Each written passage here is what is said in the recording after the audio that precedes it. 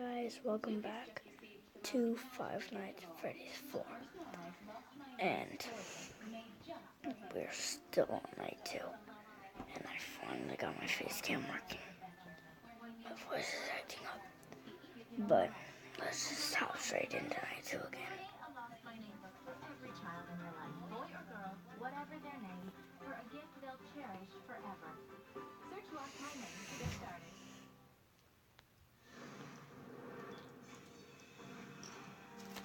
Richmond, North Yorkshire.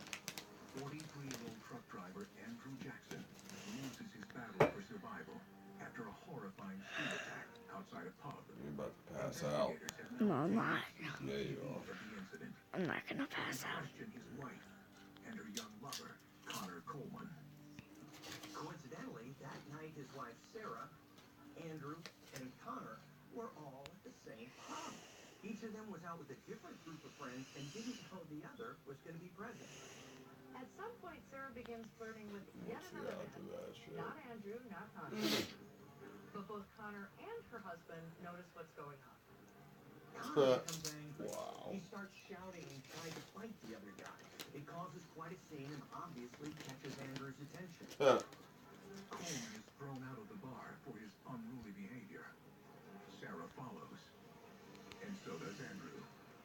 When they reach the street, Andrew questions Coleman about his involvement with Sarah. This sends Coleman into a rage. He punches Andrew in the face, knocking him out cold. Oh my Coleman god. keeps pounding Andrew, striking him again and again. Eyewitnesses said it was sickening to watch and hear. When the attack was finished, Sarah walked away with him arm in arm.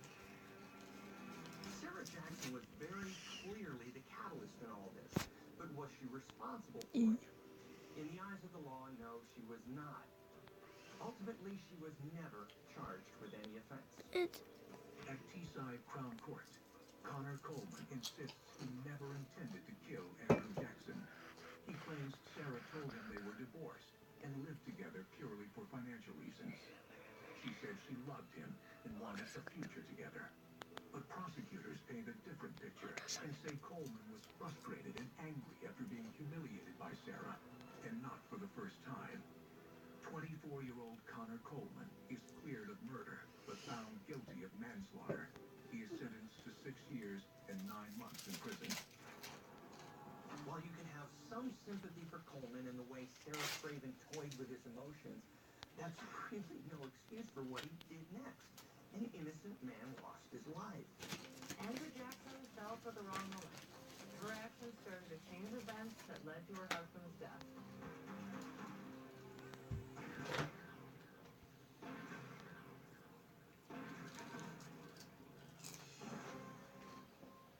Two cases, one in Kentucky, the other in England. Two lives took lovers and emotions became supercharged, with jealousy and rage taking over. And two innocent men were savagely attacked and died as a result. A dangerous pattern of desire, deceit, and destruction on murderous affairs.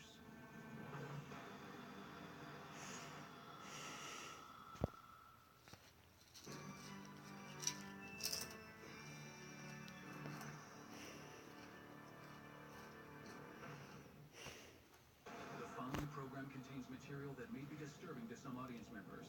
Viewer discretion is strongly advised.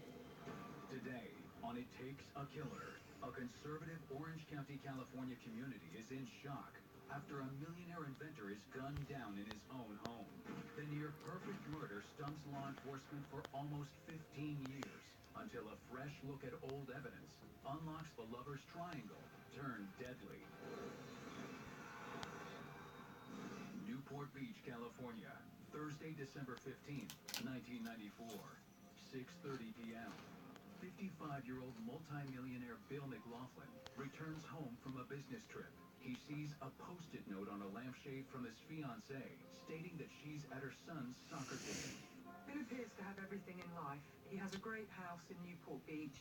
He has a private plane and a boat, and also houses in San Diego and Hawaii. 7 p.m. Bill eats dinner with his 24-year-old son, Kevin, who's been struggling with debilitating injuries ever since he was struck by a car while skateboarding. Around 8 o'clock, Kevin goes upstairs to watch TV. Bill lounges around the kitchen. What he doesn't realise is that somebody else is there. Around 9 p.m., an intruder sneaks into the house through the front door, creeps up on McLaughlin, and pumps 6 hollow-point bullets into him at close range. Kevin hears the shots and goes to inspect. The shooter flees. While it took him a few minutes, Kevin managed to make his way downstairs.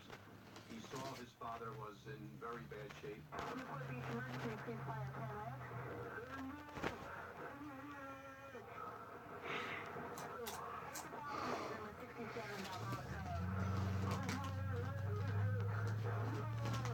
Because of his brain damage, he finds it really difficult to articulate what's happening. I can't understand what you're saying. We have an officer on the way to your house right now. Paramedics arrive minutes later, but it's too late. Bill McLaughlin is pronounced dead on the scene. The crime scene was relatively pristine. No fingerprints, no fluids, no DNA, not even any footprints were left behind. The murder weapon itself was taken with the offender. There was no apparent motive for this crime. The perfect crime, except for one odd detail. 2 keys left behind at the crime scene. One of them was to the door of the home, and the second key was to an exterior gate that any resident or guest would need to get into the property itself. Whoever the killer was just discarded them at the scene. Police run down a list of people who could have had keys to Bill McLaughlin's house. As an end homicide, investigators I think this story was on the Dateline. 48 hours, one of them. Sounds familiar. As soon as 911, he does become a suspect. They did what's called gunshot residue test of his hands, and they determined that night that there was no chemicals associated with the firing of a weapon on his hands. So he was pretty much ruled out right away. Bill's 2 daughters and also his ex-wife are questioned, it was but they all on have the- alibis. With McLaughlin's immediate family ruled out, I think it was, police set their sights on his much younger 48 fiancée, hours. 29-year-old Nanette Johnston. What were your activities today? City started around noon. At noon, I was shopping. I came back here to the house, people were there. I wrote a hotel. I picked up some stuff for my son, had a soccer game, he's on the bar. Alright. And so I went up there. They see she was very visible there, engaged in conversations with people. I was over at about 8, and I took it overtime. And I've been over to South Coast Plaza, Christmas shop for 2 days. She has receipts to prove that she was where she said she was. Nanette Johnson had a rock-solid alibi that night. Police widen the net and start to speak with other friends and family. Bill had a prophetic conversation with his brother just the night before he was murdered. He felt that there was some person or force somehow involved in his life that wanted him dead. Well, I didn't talk the whole video. Hope you guys see you guys in the next video. Hope you guys enjoyed this video. I'll see you guys in the next video. Bye, guys. Pharmaceutical products, and he would spend hours and nights in his garage in Orange County.